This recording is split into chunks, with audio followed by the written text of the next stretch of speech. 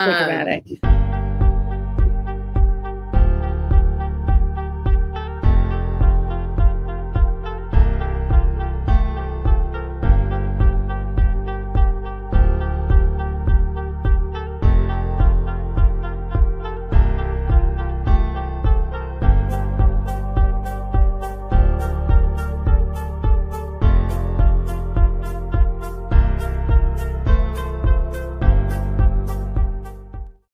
Okay. Hey guys, we're here. It's me and Dana. Hi. We're here to talk about Salt Lake. Finally, I got Dana. She finally said yes. This is a Krista exclusive. I'm not streaming this one, so you can only get this tea here on your channel. And like literally, I don't know if I ever told you guys this, but like Dana actually named my podcast channel for like 3 months because I was. You guys know the harsh reality. That was my evil twin. She had to go because the algorithm didn't like her. And then I was so married to that name. I was like, I can't do the unpopular opinion. I went back to this one. But yeah, that was Dana. It was all Dana. And it made sense. You like you've done me. You always, Krista's supported my Patreon Dishing Drama Dana since the very beginning. And yeah. And so, yeah, I'm loyal, to a fault. You know this about me, Krista. I tell everybody, I only trust you. I have everybody. Dana's stuff's always linked in my description. So always follow Dana, always go to her Patreon. I always tease the stuff. Sometimes I'm like, am I allowed to say this? She's like, no. I'm like, am I allowed to say this? No. I'm like, okay. But you guys know to just go follow her channel. But if you guys are watching this, I'm Reality with Krista Marie. Sorry to introduce myself. I forgot. I'm Reality with Krista Marie, and it's the Who's Starting On podcast on YouTube. And oh crap, let me turn Instagram on. We're live on Instagram, live on TikTok and YouTube. What else? Oh, X, and all 5 of them. I forget all 5 of them, guys. So, and if my dad comes in the chat, please be nice to him. He's now single, and just be nice to him, guys. You know who he is. So that's so cute. I love it. Hi, Dad. So yeah, so Dana Wilkey. Dana, if you guys don't know, was on Beverly Hills, right, for 1, 2, and 3 seasons. Yes, 1 and 3. That's right. $5,000 sunglasses. Yes, well known for the $25,000 sunglasses and the train wreck scene where, remember, I smoked the cigarette off the candle for like a half hour. Oh my God. Speaking of, thank you. Speaking of, hi everybody. I forgot. Hi Lauren. Hi Terry. Lauren loves us. Lauren's on her. Hi Lauren.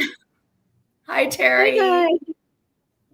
Hey Terry. You guys are saying hi everybody. Thank you. You guys are the best.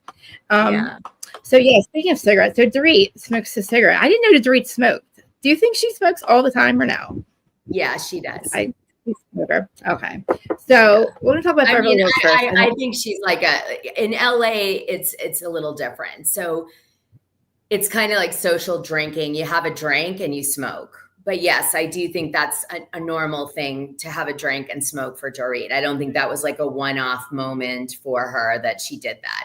But I laughed because it was actually the only other shout out on Beverly Hills of that moment was my scene where my life's unraveling.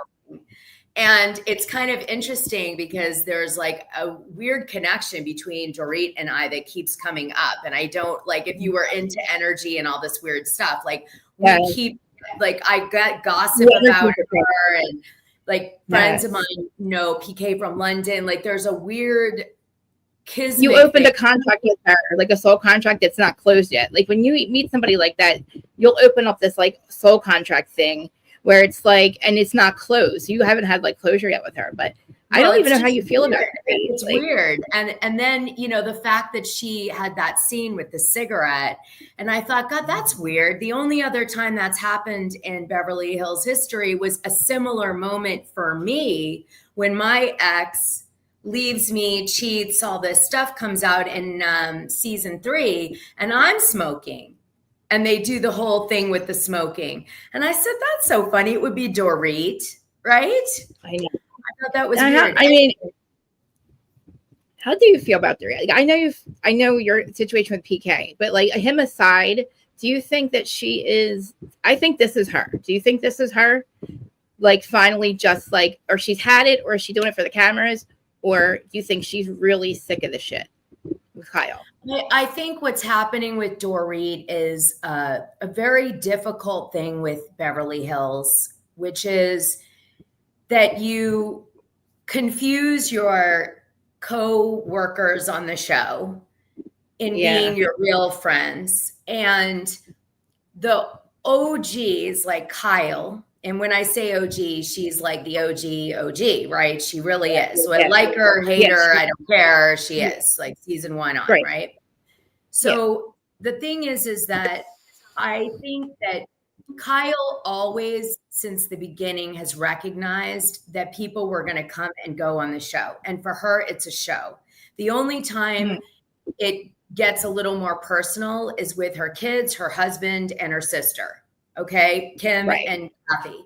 Other than that, it's sort of like everybody's an actor who gives a shit. I think that's her feeling about it. But my point is, Dorit, I think, didn't have that attitude coming in. And she believed over time that her and Kyle were real friends because they socialized occasionally after the show or whatever they did. And Mauricio and PK became close.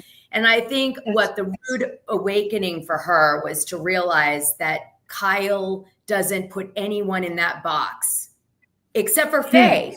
Faye's her real friend for like 30 years. And I guess the lady that lost her leg, that took her life too. That I think, do you think that must have really screwed her up? And I don't even think I've seen her even really like, I've never really seen Kyle honestly mourn people or like be real emotional as she has in the last like 2 seasons since Mo. This is my theory. I think Mo's fraud is bullshit. I think that the fact that nobody is saying referring to. Wait, back up.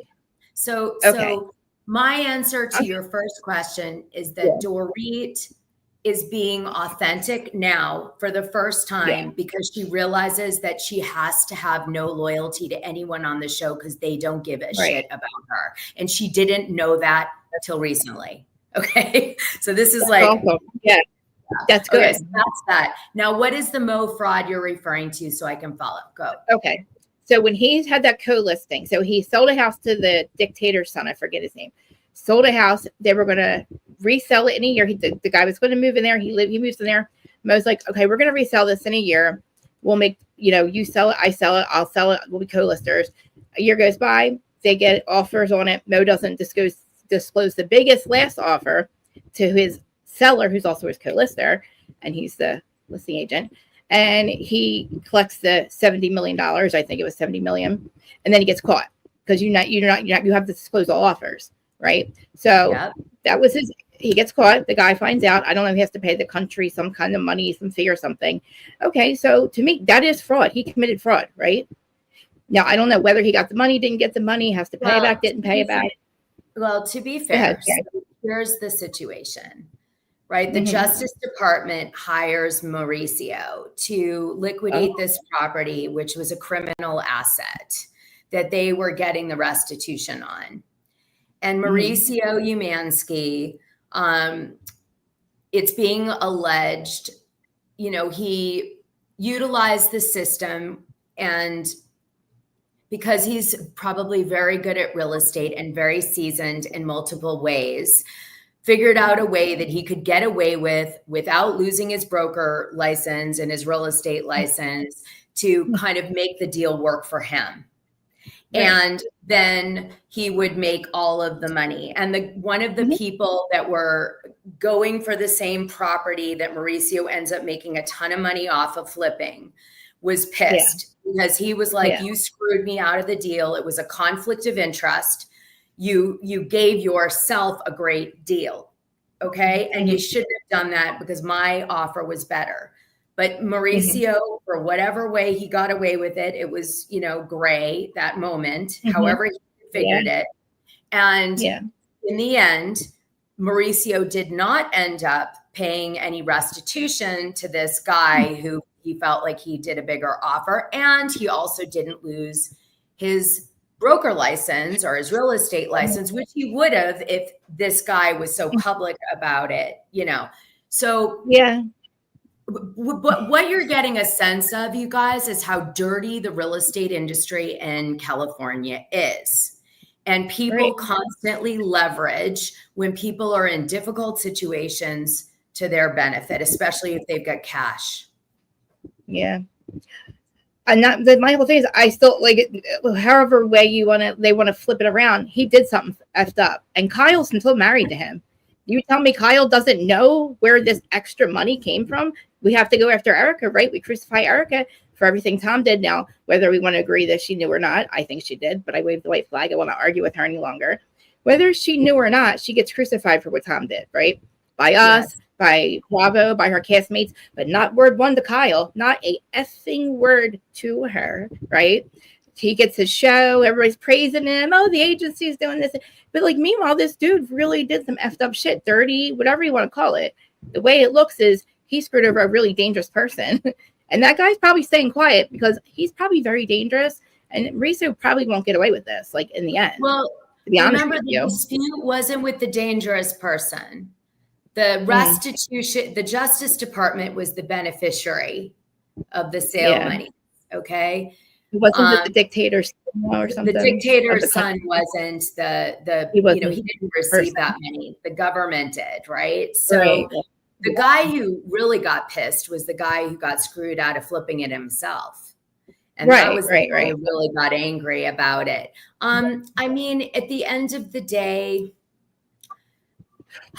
why do you think he gets away with it? Like, is it not the same? Whether you want to call it Tom's fraud, something else, or what? Like, they both tried to do some effed up shit. Tom did it for a much longer time. But Mauricio, this can't be the first time he screwed somebody over. He's trying to take his dad's money. And most wealthy people, frankly, are people who screw people over. I don't know what you're thinking. My friends, you know how we talk about people sometimes will say, oh, that guy, he's not ugly or fat enough to be a billionaire. Because generally, there's always problems. Like, they've got problems. Like, in order to be a billionaire with a B, you have to be like a cutthroat, nasty, horrific human being, or you're never getting to that status. I don't know what people think. Like, that's what it takes. Why do you think he did this? Like, what did he do? He doesn't need the money. Neither one of them needed that money, right? Like, I don't think Mauricio needed that money, and he didn't need much. They're famous, they're rich, they have fame, they have fortune, right? But like, what the hell? Like, why would he do that? And my whole thing is like, I'm like questioning his whole like morals now. Like, and I think Kyle knew this. I also think that when Sutton said to her the other day or on the seats, you need to file for divorce because this is going to be your problem. And I think she pointed to something he's done. Because why is she not? Like, there's no doubt. There's no doubt. You're not incorrect.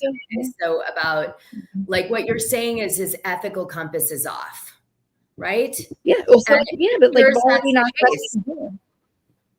I think she needs to be questioned about it. Every time they ask her about Mauricio or her divorce, I want them to say, "Where's the money, Kyle? Did he get the money? Like, where did you know where his money went? Like, do you not share a bank account with this man? You're married for 25 years. You said you have 50% of his agency.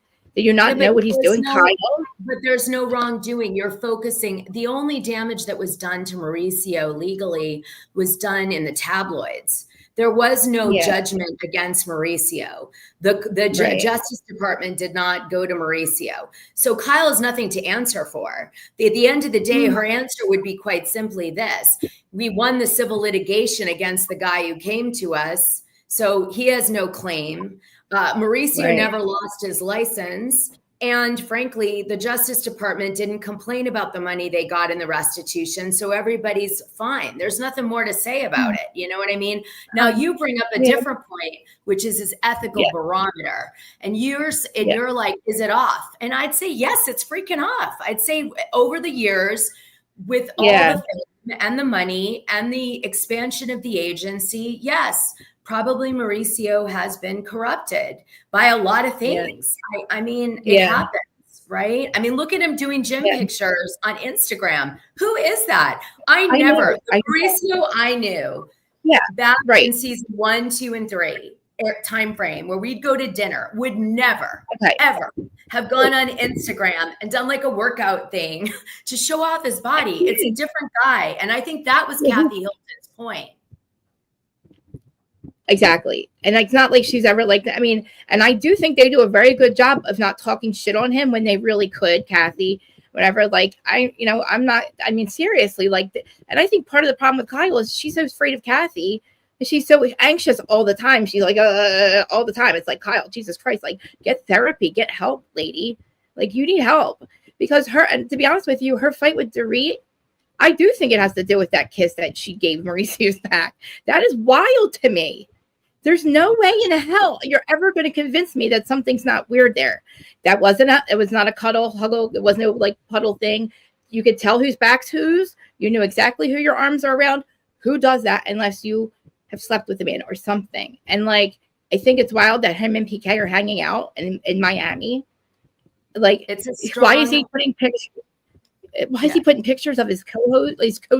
What is he doing to Kyle? He must hate. I think he hates her. Something made him hate her. Like, he had a fuck it button. Like, he started smoking pot. I don't know. I get. You're frazzled. He's disappointed. It's a lot, right? You're like very excited by it. It's disappointing to know how bad he's in bed. It's disappointing to know about his little fetish thing. It's so sickening. It made me look at him so disgustingly that I don't blame Kyle for looking at him like that now. And he's probably tired of the Hilton show and the Kyle show, and like, Kyle can't do anything without her kid. Like, it's just, I watched him on Pine Beverly, and he's just like in there meditating, and he's like, it's like, dude, like, use both. They all need therapy, but like, they do it to themselves. I don't think there's enough content. I mean, there's not enough time for them to be on our show any longer. They need to go off there, put the Hiltons on a show, put them all in one big show, because Paris in Love was good, Pine Beverly was good. Kyle's always got something. Like, they need their own show and let us have her, like, because we don't get to know anybody else. We always focus on her shit, her snake lying, no backbone Kyle stuff. Like, her fight with Dorit, it's ridiculous. You thought you put my sister's number one. Like, I think it's ridiculous. Why do do you think I'm right? Do you think it's something like more deeper than you thought my sister was number one and I was number three? And you didn't say that you said I cried on cue. And like, that's her complaints with Dorit. It's like, she's such a bad friend. She showed my text messages. I'm afraid to send her another one because she might show how supportive I am. Like, I'll just send it to PK instead. My two comments is that, you know, from the Patreon, that when you look at those text messages that Dorit shared with the producers, they read a portion of it to the audience. And what they don't read is a section of the text message that Kyle calls Real Housewives of Beverly Hills toxic. Right. She says the show is toxic. And we do get a little feel for it where, you know, there's like some writing where she's like, I don't want to lose somebody else over the show, but they don't show the toxic part, right? But that's in that text. Right. So I think first and foremost, Kyle saw that as an attack on her job, because she does not want Alex Baskin or the producers to see her writing in confidence to another cast member that the show is toxic, period. I don't care. Right. Okay. They're sensitive about this, especially with the reality reckoning and all this crap. So she saw that as an attack to her job and her relationships with the producers. Number one. Number two, Kyle definitely looked back over the montages that the fans did of Dorit flirting with Mauricio and the producers doing shady edits to show that they think that Dorit was, you know, flirting with Mauricio. And that really pissed Kyle off. And she will never give it any legs or acknowledge it. No. But she absolutely, knowing her, was like, that bitch was all over my husband in these little things I didn't notice. And that really pisses me off. And that's the end of that friendship, period. Yeah, that's it. And you know what? You're absolutely, I think you're absolutely right. And I do think that I'm not really on Kyle's side ever really any longer.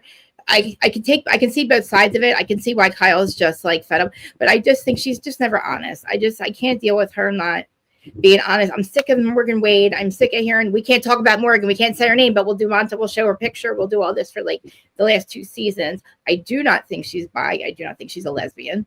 I think that she had an emotional affair with Morgan because Mauricio emotionally abandoned her. And Kyle is an emotional, like, I think she is very needy. Unfortunately, so am I. But let me get the super chat real quick. Terry, thank you. How do I show it? I never get you them. go How into your comments and you go in your comments and then you highlight the super chat. Oh, okay. Yeah. Got it. Okay. And you click on it. Go. Hi, Terry. Best Friday Black shopping deal. Okay. All right. It was very good of you. I do feel like, I don't know. I see both sides. I didn't like Dorit at all. I feel like that the robbery was, I don't know if I want to, I feel like the robbery was not real. But that's what made me mad about it. And then I think that I felt like PK was like, what are you doing? Why are you acting like you have trauma over something we created? Allegedly. Let me just put my allegedly banner up. Like, and I just feel like, and I don't think that people that the cast gave her support because they knew what we knew, or they thought what we thought. I don't think these nice robbers exist. I don't think nice robbers leave their cell phone for you if they've just held a pop out to your head, allegedly. With the, you know what I mean? And why did you go get 10,000? A lot of stuff. What do you think? If you can say, what do you think? I think that with PK and Dorit and the robbery, I'm not sure that PK and Dorit would go that far as to create that scenario to have an insurance claim and all of those things. Okay. I don't think they would go to that length. Okay. However, that said, I do think that there was some shenanigans with PK in London.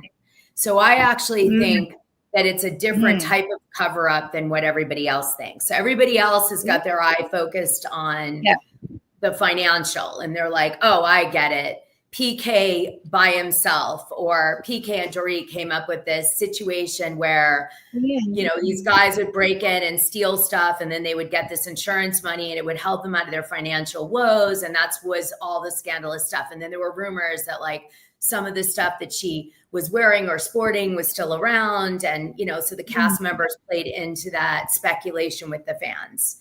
And by the way, the producers played into the speculation of that with the fans. They love that. They love to play that up, you know?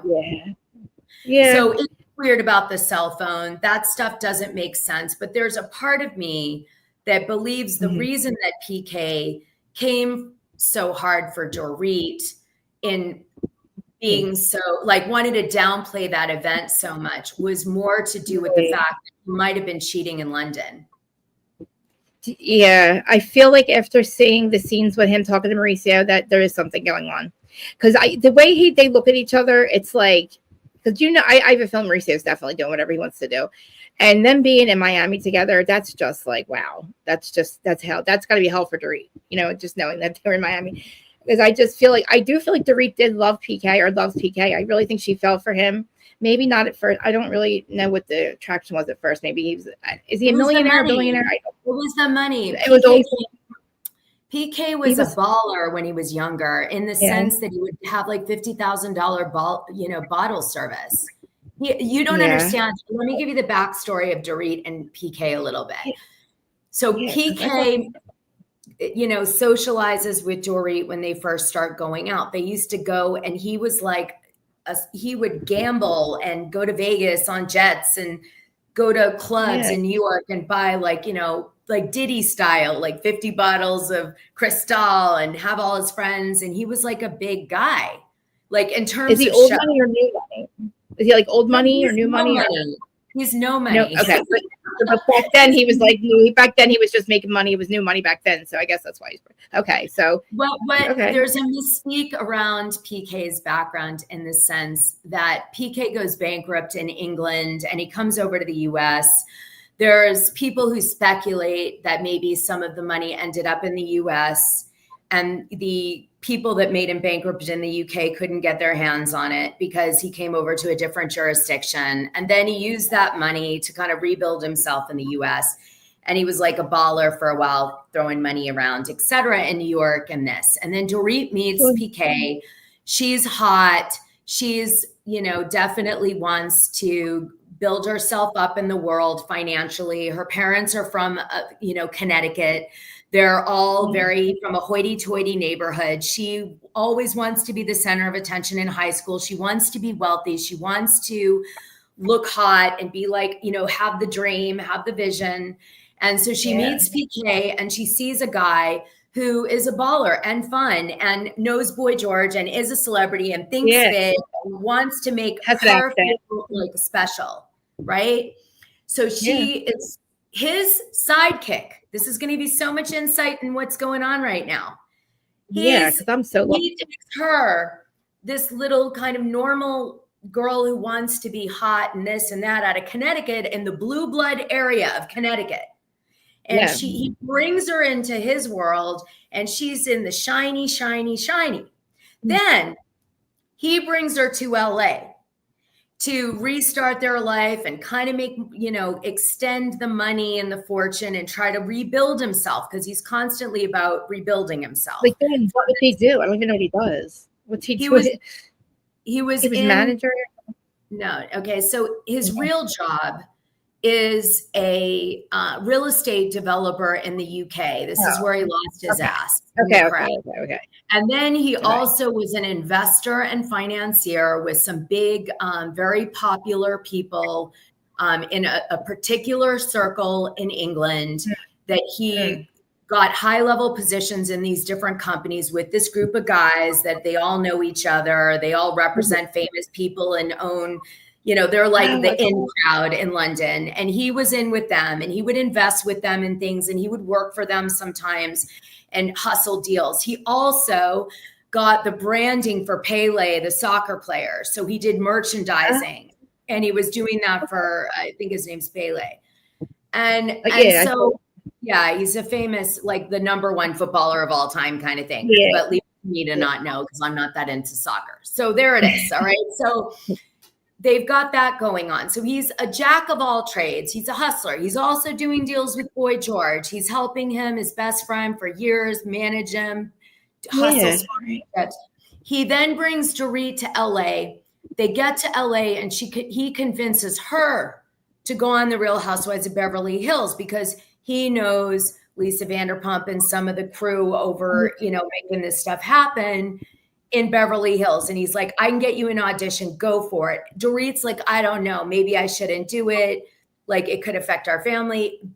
PK is like, no, let's do it. Let's leverage it. Let's make money. Cause he needs to keep rebuilding. Right. He gets her the gig.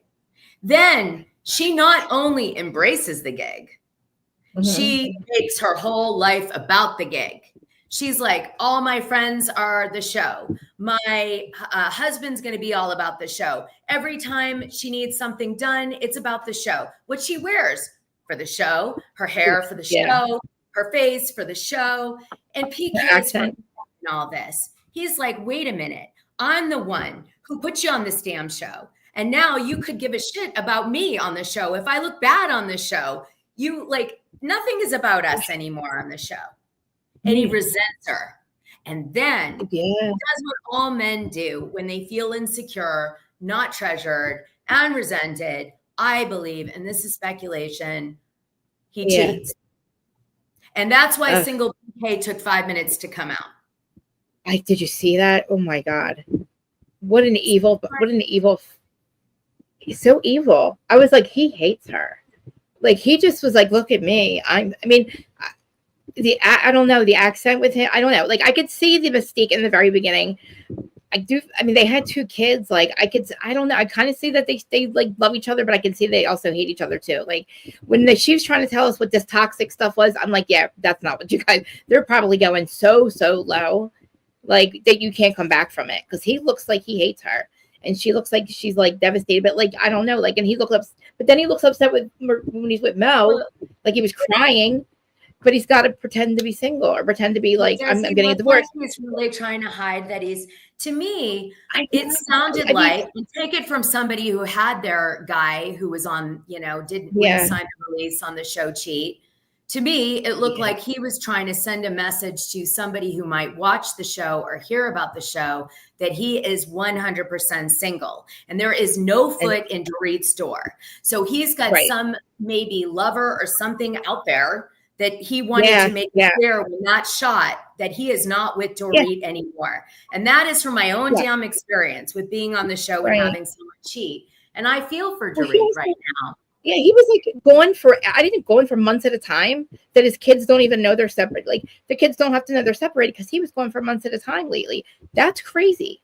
I didn't think he was going for months at a time. It's you know what I mean? Listen, it's the MO. Okay. There's no doubt in my mind. There's no doubt. If Dorit was my friend, my conversation with her would be just so straight up. He's been probably cheating on you for a long time. He kept telling you it was for work and for investments. So you would just let it go because you want the money, you want the lifestyle, and you want everything to be okay for your family. So you'll let him do whatever he needs to for the money to keep everybody afloat. And he used that time to develop a relationship with women or one woman in places that won't overlap with Dorit. And he has this whole thing. And when it finally fell apart, he was like, thank God. And he's out. He was out the second that it happened. He was like, yay, I'm free. And he was happy when the show aired because now he could join Mauricio in Miami, party his ass off, forget the stupid alcohol bullshit, which he doesn't care about. You know, he did it for a while. Wait till she finds out he's not sober. Like I like her this way. I like that she's telling Kyle how she truly feels because we all know that this bullshit, this whole why she's mad at her and what they're fighting is. She's giving it and like she's not holding back. But I also like I'm watching how all the ladies aren't supporting her. I'm like, what do they know? They like, are they really just sick of her? They're like, she's just being her honest self at this point, and there's something's up because none of them are supporting her for some reason, except for Erica and Kathy. Which I like I said, I waved the white flag with Erica. I will no longer argue about her. I like her being fake. If this is fake Erica, I'm fine. She could be this way. And for the show, to stay on the show, I don't want to hear any more lie. Like, that's cool. But like this whole support, and then like Sutton supporting Kyle, it's weird. Like, I don't know. I think they got offended by something. I'll just say something last season that Dorit did that they just don't all want to come back from. And they're just like, it's just too much. They don't like Dorit. That's well, you know what? You're right. Guys, you're forced to film with people. Really. Yeah, I mean, you're right. Relationships are bullshit. So, you know, right now, Sutton and Garcelle are still close, but if something shifts with that'll be over. And so everybody, it's hard to keep the relationships going. Right. Sutton and Kyle are from the same wealth level. So they truly want to stay friends if possible. That's real. Kyle sees Sutton at $350,000 a month as at her level. Okay. So she wants to keep Sutton around for that reason. Sutton is also a socialite. So even though Kyle doesn't feel like, you know, she might not care that much right now for that is important. So make no mistake. There are Beverly Hills moves being made amongst these women, which are behind the scenes moves. Like when I evaluate the 10 people, the one that's broke with the cheating husband that like is really hot, but doesn't bring anything to the table is the one I'm going to go, bye-bye. I don't need to be your friend. What are you bringing to the table? You're using my clout. That's how Kyle sees it. I'm telling you. Right. It's truly like Survivor. It's truly like Survivor. Like, I realize the OGs with the OG franchises, by this season, they're not friends. They're not going to be friends. They have to force them to hang out, make up things for them to do, make up stupid, silly games so the producers get their fighting. And it's like crazy. It's like they did, like, look at Salt Lake. Like, Salt Lake is why, like, they're literally go have a dinner, get them drunk, and let's play some games so we can get everybody fighting.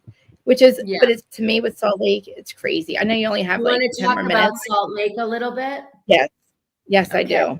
Because we've got, you guys I love Krista so much, but you guys know my house has been totaled and my furniture had to all be reupholstered because it was covered in a carcinogenic.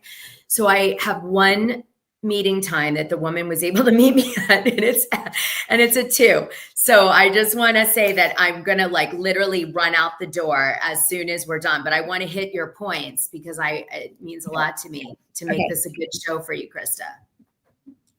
Thank you. And you guys know I love Dana. I like whenever, because Tuesday's like my favorite day of the week. I'm like, guys, because I tease some of the stuff I'm like, I need to get her on a live like every 6 weeks or something.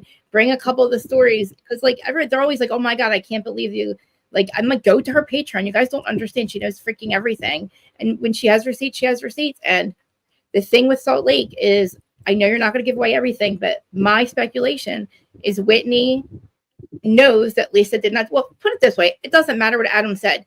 Dana told Whitney why they were filming that it was not Lisa. Okay. Whitney knows it's not Lisa. It doesn't matter what Adam says. It doesn't matter like the day after that phone call happened.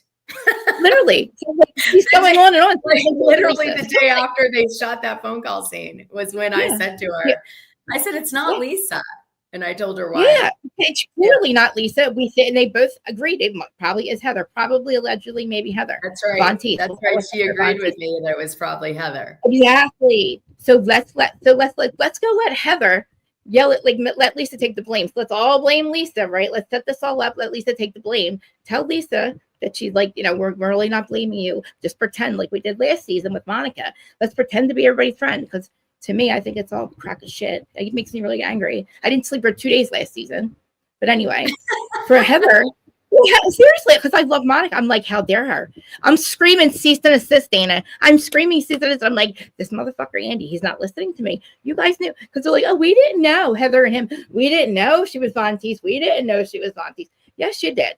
No, you that was all a lie. Yeah, that was a lie. And also, you guys know the receipts that Monica was bringing to the reunion, right? So Krista knows because we talked about it in the Patreon, but the receipt that was Monica had in that book that fell flat on Salt Lake City was proof that Heather Gay had written DMs to Reality Von Tease about Jen Shaw and things that were being said on there. I'm not sure the exact content that was shared, but it was, in other words, Heather was gossiping with Reality Von Tease and Monica was bringing a receipt in that Mean Girl book to show it. But they either didn't let her show it or they cut it. I can't remember now off the top of my head that detail. They didn't let her do anything. They didn't let her say anything. And I thought she was doing it to save her job, but to know that they won't bring her back because of these two, who I can't stand. It's wild to me because everything that's happening right now with Heather, she's telling everybody to be accountable, this, and this. Meanwhile, I'm really, really convinced that you're the one who is messaging Dana for the last 3 or 4 years with a Finsta account, not Lisa. I think it's Heather. I think it's Tanisha. I think it's Meredith. I think they're all a part of it. And I think that Lisa now knows that she's getting the blame. And I hope to God they do receipts timeline proof to Heather because I need her to go. She really protected a violent criminal, Jen Shaw, about her black eye, right? Oh, I'm so scared. I was so afraid of Jen. I had to hide that she gave me the black eye, but I was so afraid I was protecting her. But you could have just said the door hit you in the head, asshole, and let it go and never say a word about anything. Just wake up and go, oh, I hit it wasn't a door, but you mean like the sink apparatus. Even if it was Jen, say you hit your head in the door. That's it. I was drunk for 24 hours. It wasn't Jen. Right. Jen, I hope when Jen gets out, she does punch her in the face. I really hope she punches her one time. Oh, no. Don't wish those things. That's terrible, Krista. Well, no, seriously. Seriously, because look what Heather does. She gets Monica fired over something that they all knew about, including the producers and stupid Baskin Robbins knew everything. And they set us up. I don't like being gaslit. I like seeing them as friends. I don't like the toxic city. I live in Jersey. You think I want to watch it on the show? No. And it's not fair. There's so much happening in Jersey too. I mean, we could just go on and on. Okay. So let me, what do you want me to say about, what would you like to talk about in terms of Salt Lake so we can I can pick it out? Okay. So what do you think about Bronwyn and Todd? What do you think about Todd? Do you think that do you think she's trying to get rid of him or she's trying to leave the relationship by going on the show? Or do you think he's too hard on her? Well, my deep dive of Todd, which is interesting that it came out on the show that he hired the NSA to do a background check on Bronwyn before he married her, I don't know what, dated her or screwed her. Yeah, who knows? Very odd, the whole thing. However, the deep dive with Todd is that a lot of the companies that Todd has been involved with have been involved in scandals themselves. And so I found that pattern very interesting, considering how judgy he is to everybody else. And I won't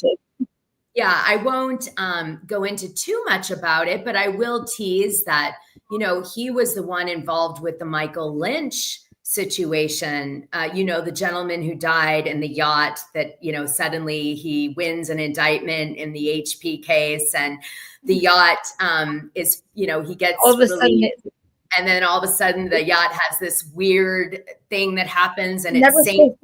Ever. All the legal team is murdered. Not murdered, drowns. And then there's, and then there's, anyway, I didn't know that. Wow. That's wild. Okay. So that division where that all went down, where that began. So, but there's a lot of scandal around Todd, surprisingly juicy. The thing is that like most men that are in high positions of power, as I mentioned and started off with the show today, they generally are not the most attractive people in both inside and out. And I believe that Bronwyn, as an analyst, when she met Todd, was probably really impressed by how much people wanted to impress him, wanted to sell him, get him a big client for her firm that she worked for, thought he was really powerful. Like, imagine being with a guy like that. She's in a more powerful position. She ends up hooking up with Todd. She's never really physically attracted to Todd, but she tells herself he's brilliant, he's smart, I can tell you her whole fucking, psychoanalysis got there. And again, how do I know? Because I know a lot of girls like Bronwyn, and I myself at certain points in time were Bronwyn. So I totally get it. So you tell yourself, he's not that attractive, but he's brilliant. Oh, but look at his accomplishments and look at the life we've got. And he was so good to my kid, and all these wonderful things. But meanwhile, he doesn't respect you at all. He is all about him, and you are there for him. And when you don't, do what he wants, he's going to be mean. And that is what we're seeing on the show. And control you. And he doesn't want her to come off on the show as if she's going to embarrass him in front of his Wall Street dudes. Okay. So he's worried the whole time about his image in New York. That's all he's thinking about on the show. I can see him just going, oh, the guys in New York, the blue bloods in New York are going to really have a problem. She used the C word. Oh my God, we look so tacky. This is so beneath us. Okay. Yeah. So he's like, how is this going to impact my business? And he needs to make money big time. So that's what's going on. Huh. See, I was like, I was okay. I was like, okay, he's a man. He's a certain age. I get, like, we are a bunch of gutter bitches. I don't blame him for looking at it like that. Like, but he let her go on the show. He had to have done research about the show. If he did a background check on her, he sure as heck did research on the show. You don't think so? I mean, look at the way she pitched him the show. Wow, hey, look what, so then he goes on a trip with them, and look what happens. Like, talking about riding her, you know what I mean? Like, I get what he's saying, I get what he's doing, but he's got to realize, like, it's over. Like, the genie's out of the bottle. The show's aired. Like, you look like more of an asshole controlling your wife, I think. And you go, don't say that. Don't say that. Don't say that. It's like she just thinks when you used to say to your parents, like, you wanted to sleep over your friend's house, and you'd be like, there'll be a parent there. There's no alcohol. The food is going to be good. I promise to go to bed early. This was Bronwyn with Todd. The show's not that bad. It's, framing, I'll be able to do this with it. Okay. So I think, we'll have to see if he lets her do the show again. This may come down to a me or the show situation. It's going to depend on how his colleagues, if the guys in New York embrace it or not. And I think she's now addicted to the fame. So she's never going to give up the show. So this could be the end of Todd, because Rihanna texted Bronwyn that she likes her on the show, and now she's got a taste of the action. And Todd's not going to seem so appealing if he limits her on this one. Here's my dad right here. Talking about sneaking out. There's my dad right here. And we used to sneak out and steal cars and stuff. Like, we stole my friend's car. Like, he would literally come get us in the middle of the night. Yeah, we were bad. We were really bad. Hi, Mr. Yeah. I was like, I told him he had to be good because I was like, I have a special guest tomorrow. You have to be good. But I feel like I like Braun, but see, Braun has a backbone. Well, she's not letting them get away with the shit that they get away with, because she sees right through all of it. And to say, I love Angie, and I don't care. I don't know what their relationship is with Sean, but I like Sean has a backbone as well. Todd has a backbone on the show. John does not. And holy crap, what about John? What about Lisa doing what she did to his background check? Did you catch all that? Wait, Lisa go. Stop for 1 second. I want to interject with one piece of tea. Yeah. Bronwyn spoke to a lot of the previous cast members before she came on the show. So she already knew what she had to do to get a position. Okay, before she came on. Do you think it's working? Because do you think the showrunners are also in her ear, or do you think she's doing what she wants? Because it feels like they're all going to go after Heather in the end. And I don't know if the showrunners, to me, that's like turning on her. Because eventually they're all going to have to turn on each other. They can't just, this wasn't going to work getting rid of Monica. Monica had her own bag of shit. She didn't have to argue with anybody. She had her own shit that we could deal with, right? Like, her whole life is crazy. And she markets herself well. She's beautiful. She's young. And they screwed up, I think. But I think Heather is going to just literally, I think they're going to take her down. I think they gassed her up. They gassed her up. Look at the way she's acting. And then really they're just going to take her down at the end, because that's what they're going to do anyway, because that's how the shows are. But I wanted Bronwyn. They do things like Heather not being invited on the trip would have made Heather feel insecure on the show, not just as a friend, but on the show, even though the show is framed around Heather. So she would have. Let me just, Heather, it's not the Palm Springs trip. It was their Palm Springs trip. Todd and Bronwyn's Palm Springs. You know what I mean? It was their anniversary trip. Call it a cast trip if you want, but that's okay. But Heather keeps saying the Palm Springs trip. It wasn't the Palm Springs trip. It was Bronwyn's Palm Springs trip. You know what I mean? Like, why would you come with me? The producers make the trip. So that's why there was that. Like, Heather's, the longer you're on the show, the more difficult you have trying to follow the kind of BS that, like, oh, we're all going on a trip. You're like, okay, what do you think? Exactly. Like, every year are we going on a trip? Yeah, but I mean, like, the wild thing is, like, not Heather not going and Alexis not going on the London trip. Like, they're actually letting that happen. So, like, to me, like, the showrunners just literally eventually will turn on. Like you said, they're nobody's friends on these shows, especially after 5 years. Like, because you're not going to win. Like, they got rid of Monica, but now they're all going to turn on each other. Somebody's going to reach out to Monica and go, hey, girl, guess what? You were so right. There's such a bunch of bitches. Like, you were right. I'm sorry. And it was Whitney. Didn't Whitney reach out to Monica? Yeah, Whitney did reach out to Monica to find out about she wanted to find out if Lisa had sent gossip to Reality Von Tease. Has that aired yet or no? Has that scene aired yet? Yeah. Where okay, I didn't know.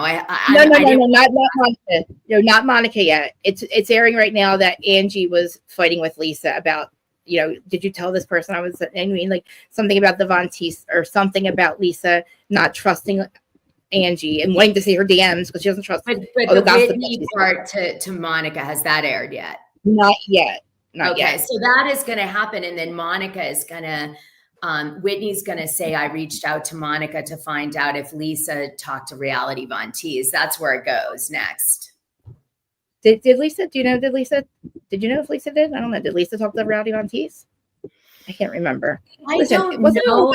I never specifically asked about whether Lisa did or didn't. I never asked that question. I mean, I guess I could find out. But my understanding is all the women spoke to reality Von Teese at one time or another. I feel like we're focusing on that. We need to focus on the Finsta that was like literally doing the same thing for a couple of years now, before this all happened, before the Alibaba, Sheen, Shay, whatever it is, Alibaba stuff. Like all of a sudden that has to go away.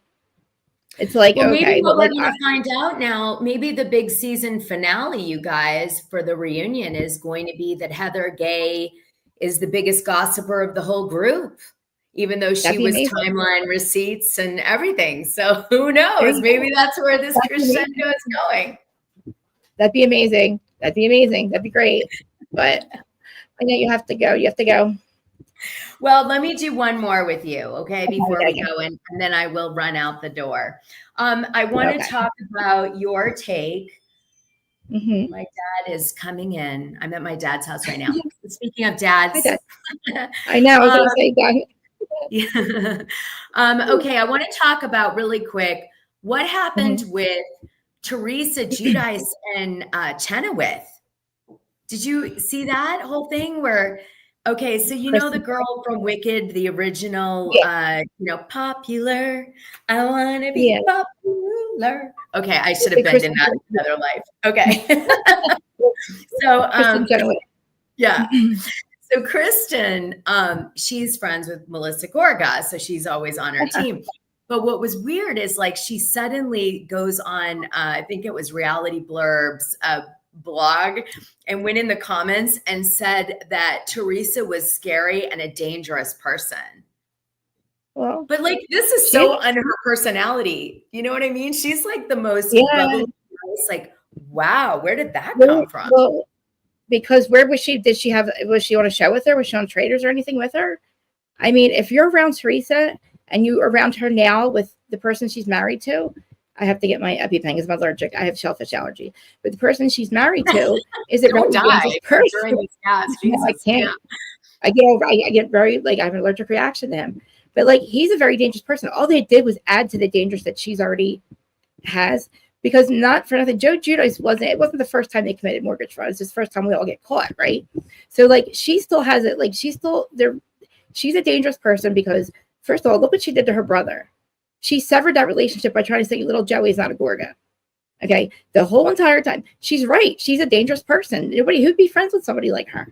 And I can't give her, like, let me just say something about what you just said. It sounds like to me that your take is that Chenoweth is hearing stories maybe from Gorga that has intensified her feeling on Teresa. And so that's a big thing. That's a big thing to say about somebody but if you're friends with Melissa and Joe, you know exactly what you're talking about. How do you do that to your own family? I don't know what broke in her and when. She will not answer that question. She doesn't have why she met her brother. Nobody knows. There's no real answer. We got a bunch of bullshit, the wedding, this, that. I wouldn't go to a wedding where you cards tell me to leave my wife after 20 years. We know why Teresa and Joe are not together. It's because of Melissa.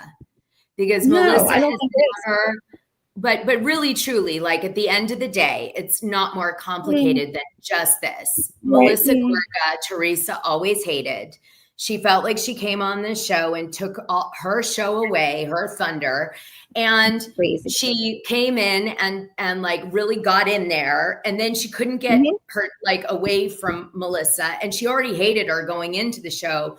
Then over the time, they used the show and their relationship to like get paid, and it was like all right. But then at a certain point, that was it.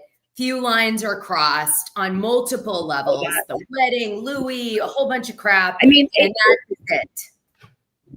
It would have been like they could have came back from almost everything that they did every season. We could go into a new season with, okay, we'll just pretend to love each other.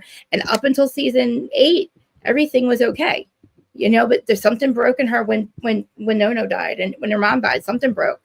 And she just something with her brother. Look, you want to take a win for not wanting your brother on the show? Good for you. That's something to be proud of. That you tried to block your brother from an experience that you have. When Gia goes, oh, I get to watch my family memories. That's why I love the show. But you severed your relationship. Joe, it's not. It's about Melissa. You know Italian women in New Jersey. The Yeah, wife but that's and why Melissa didn't do anything to her. Melissa just tried to be part of her family. I know it's hard to get into it with the mom and Teresa. They were close.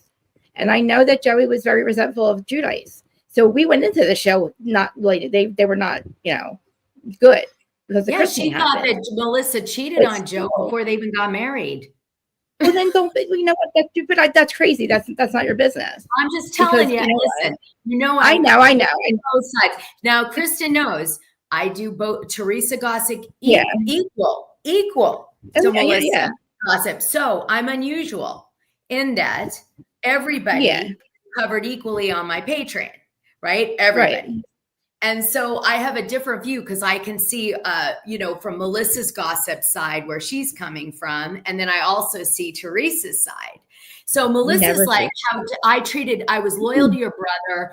I stood by him. I helped him in his career. I did anything your brother wanted.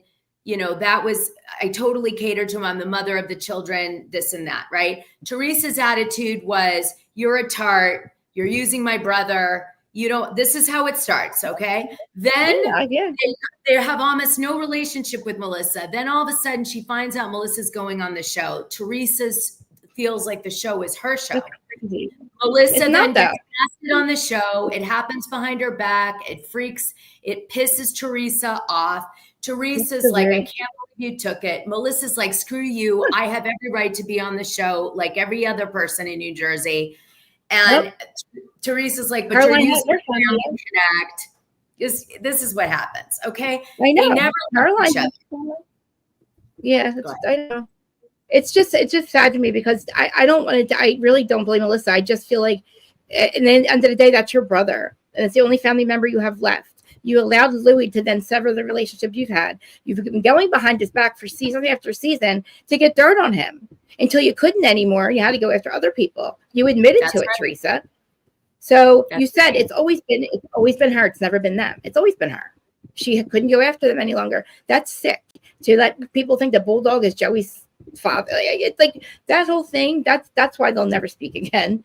Like, you made my son think he's not, which doesn't make any sense because he's around. To be fair, that's been out there for 10 years. But Joey's the middle child. It would be Antonia. She's the firstborn. So I know. It's just because of the way they look similar. That's all. But I mean, you can look similar to anybody. I just think she's sick in the head. Something broke in her. And I mean, even at events, I won't say anything to her. Like, I just asked her 2 questions: what broke in you and when? Like, you don't know why you hate your brother. It's you know what I mean? Whatever. I don't know what happened. And I do feel bad. It's sad to me that they'll never speak again. Like, but I don't blame. I mean, look at Melissa. That's hard to get into that family. Like, the way that Teresa does act is crazy. Like, why do you care so much? Why do you hate her so much? All she did was marry your brother, love him, have the kids, and try to be a part of your family. And all you did was push her away until you needed her on the show. Well, now you see that's what you're okay. So here you go. There's your answer. But that's her answer. She can't separate Joe and Melissa.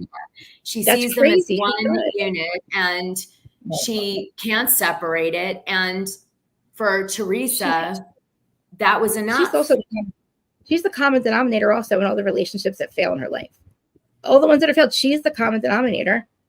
So it's like, you know what I mean? Like, you have nobody left but Louis' crazy ass family. Oh God. You know what I mean? Like, I feel bad for her. I know she has Louis' family.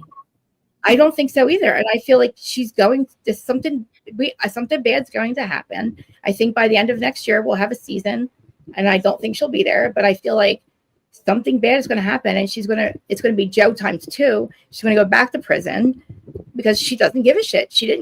I don't even think they're legally married, allegedly. I don't know for sure. I don't think they ever went to the courthouse. That would be the smartest thing she ever did, was to not legally marry him, spiritually marry him in front of everybody, make it look good. But your parents aren't here anymore. You don't have to pretend. Like, if you're not legally married, they didn't actually get married in the married special. No, I think they got because she was probably ordained, but they probably didn't register. I don't think they went to Middlesex County and registered it. I want to go there and find out. No one found it. Well, I can just go and ask for her marriage records or marriage certificate. You got to go find out that. Yeah, you like that's. But I don't. The thing is, if I find out, I don't want to be the one that says it. I don't want to be the one that. You know what I mean? I've already said it allegedly. There's a lot of misinformation surrounding. Remember, people were saying Teresa was selling her purses. She wasn't selling her purses. She was selling another company's purses on TikTok. Like there was rumors that the pre-foreclosure was happening, but that didn't turn out to be accurate. But the electric bill part was accurate that I had heard from other people. The electric bill. I mean, like, how do you literally buy the house cash and then you mortgage the out of it, and now you're out of money again. And all you have left is like mysterious loan is weird in its own right. You know, I think I broke down the forensic on that and why it was not proper. And that address pops up a lot. That park at whatever that address is pops up a lot over like the last 10 years. Well, I do think that to be fair, I don't think any of them will come back. I think it's over, you guys. I think it's done. You know, it's sad because a reboot, then you lose the house husbands, and you can't create magic like that again because they are real friends. Like, you know what I mean? They are a part of the show. So if you reboot, you're going to have a bunch of people arguing because nobody around here is going to be. They're going to fight the old cast. They're going to fight the new cast. That's going to be a bunch of drama. You can't reboot it because everybody knows each other, no matter what part of Jersey you go to. I hate to tell you, they're already casting. And they've been casting. And I even put the casting. If you guys want to try out, by the way, because Krista has a lot of New Jersey people. There is. No. We're going to be. I'm Jersey Shore. I'm Jersey Shore person. I'm more like a Jersey Shore cast. You know what I mean? Because maybe someone will go on the show. So you guys, if you go on my Wilkey_Dana, go in my post. The casting for Real Housewives of New Jersey is on there. It's like 3 posts down. And you should send and apply, and then send Krista and I the tea once you get booked on the show on the DL. Honestly, because it's crazy because like there's things that you know that you can't, like I can't prove it just because I know something doesn't mean I can't prove it. Like because you hear things, but it's like, you know, you can only say so much. I just like me and Kim Day are two people that probably shouldn't talk about Jersey because we can't say everything. You have a really good comment on here. I just saw. Which one? Margaret and Dorinda's show got canceled. It did? I didn't know that. Someone said it in the comments. I didn't know that either. Thank you for that. I'll look into that. That's a very interesting. Did they have? There also was. Thanks, Alexa. Go ahead. Yeah, dating show or something too. Yeah, like there was a dating. The love hotel or not love something. Yeah, I know with Shannon Bedore or whatever. That's why they tease the dating, Shannon dating on the reunion, blah blah. It's so obvious. But listen, you guys, I've got to jump. I hope you've enjoyed today's show. Obviously, on public platforms, I go a little light. Krista will tell you. You want the forensic. You want the detail behind some of the things that I speculate on. You've got to go in the Patreon. I do. She'll tell you. I put the receipts or I tell you the exact thing I'm relying on that led me to believe it or where I'm sourcing it from. So you guys can decide for yourself how you feel about it. I don't particularly care about any person. If I have a relationship with them, you know, and I'm protecting them, I'll disclose it. I'll say I won't discuss this person because I'm friends with them or whatever. I'm honest about that. But I really don't care about anybody but basically me and Krista at this point. So sometimes I'm like all these people, they think I'm so angry. I'm like, no, when the devices go down, these people and their problems are not my people or my problems. I just, you know, Jersey gets me a little emotional, but it's also like, I try to see both sides. I'm a little emotional, but like once the devices go down, we don't care about these people and their problems. We care a little bit, but well, you know what? Here, anything is possible, right? In that way, because remember, I was with a guy who's worth $100 million, and you know, then he ended up being like a hustler, and he brought companies public and all that. You can be a shiny businessman and have a lot of issues. Well, he was a good-looking guy. He was really rich. So his issue was what? He was just a cheater, I guess, right? Like he's just a shyster cheater. Guy? No, my guy was a sociopath. He was a sociopath, period. Like nuts. Yeah, wow. I was like, he was so oh my God, we could do a whole show on that. I always want to ask you a lot of questions about it, but like we'll have a, you know. I don't want to deep dive too. I don't mind, but tell everybody to read people are interested in what happened with me because there's so much around it. Tell them the Dana Wilkey origin story, part 1 through 4. I go deep. You know, I do. I mean, you know, and everything on there. The biggest thing that always stands out is Taylor Armstrong's story with her husband. Guys, I tell you all the time to go listen to that story. Fake brother? What about the fake brother? Taylor's Oh my God, what? You oh my God, I didn't even know. Oh my God, that's in the Patreon. Yeah, DM me and I'll send it to you. Yeah. Okay. Oh my God. Yeah, there's so much. Everything. Everybody go find. I tell you to go follow Dana. She's in my description, but here's her stuff. Like and subscribe to Krista's channel. Oh yeah. She works super hard. She's very kind. Yes. Everybody. Yes. I tell her. I was like, I praise my Dana all the time. Yeah, but she's very kind. She takes care of animals. A lot of people don't know about Krista enough. I take the time to know Krista. I'm Snow White. Right? Yes. All right, you guys. And on that note, I'm going to put my new sunglasses on. Did you know? And I'm going to say bye-bye. And support. Thank you for joining. It was awesome. I love Dana. You guys, thank you for joining. I appreciate it. Everybody watching. I keep forgetting to check Instagram, but thank you guys over there. Let me see if you guys are probably in there. You guys know it's so sad I can't see the comments from Instagram, but I appreciate everybody watching, everybody on Twitter and TikTok. And it's sad. I hate the way it ends after an hour. Like, I don't know how long. Oh, check you guys out over here. Oh, guys, thank you for joining over on Instagram. Thank you for all the comments. You see, Lisa, me and Lisa always talk about Gorga because I'm pro Gorga, and she's like, she always sticks up for me. I used to be a Teresa apologist, ask Mims, because I used to be able to see her perspective and things because I try to see her perspective. But it got hard after a while. It got hard last season. When she met Louis, it was too hard for me to even like, and to find out all the things behind the scenes were true that I already knew about paying content creators and the things that were not paying, what they were doing with content creators. Wild. No. It's not, I want to hear that we all talk to bloggers, whatever you want to call us. Yeah, you might talk to us, but we're not out there trying to destroy people's lives. And we're not actively trying to destroy your family. So, thank you. I appreciate that. Yeah. And the show restart. I know it's a good idea. All right, guys. Thanks for joining. I really appreciate Dana. Hopefully she'll come back because we could talk Jersey for a while. And there's other stuff too, but there's just so much because I've talked to her for so long. There's so much we could talk about, but limited time. But I appreciate it. Dad, I saw you. I will call you as soon as I get off of here. And I got to go take my glasses off. But everybody, please, in the replay crew, please comment. Like, oh my God, the super chats too. Appreciate you guys so much. And yes, I much appreciate you guys for doing that. And yes, hopefully Dana will come back. And like, comment, subscribe to everything and Dana stuff. And I will talk to you. If you guys want to talk later, I might go live in a little bit. I don't know what time it is. I'm going to take care of the cats and the plants, and then I'll be back. And we'll get into all this stuff with Bravo. Love you guys. I'll do my outro because I always forget. Yeah, please. Yeah, make sure you follow Dana. So if you don't already, join the Patreon. $6. She has everything. And if she doesn't have receipts, she'll tell you. But she knows everything. Why is this ending? There it goes.